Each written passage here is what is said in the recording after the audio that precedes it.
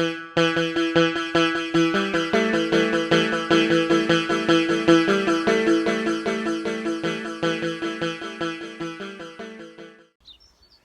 guys, had a lot of interest in my Easter Island heads.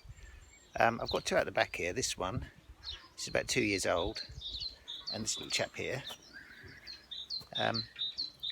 So I've had these, probably done about 4 or 5 cuts on them, and they're, I say, about 2 years old. And I've got some around the front, which I'm going to show you in a minute, which are which I've let go for a year, and I'm just going to do a little video of how I trim them up. Yeah, these are the ones around the front.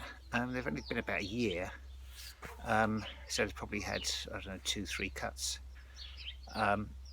Not brilliant, but sort of recognisable. Still got some holes, and I've got this one. I've got this one over here.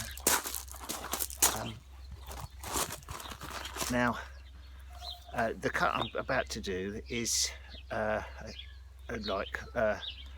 after a year's growth. So I've done a cut, got a rough shape, and then I've left them. I suppose I did them around about May, June, something like that last year, and I've left them up pretty much a year to fill out.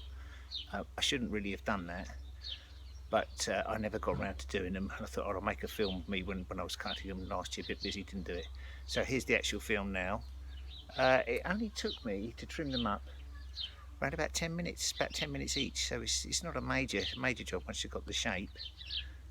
What I tend to do is try and, I see on this one here, try and find the nose first, and basically get the slope back on the sides, and then get the brow and get the nose, and then hope for the best on the mouth. This one is a bit of a big hole really on this one, so it kind of looks, he's sort of like a silent scream.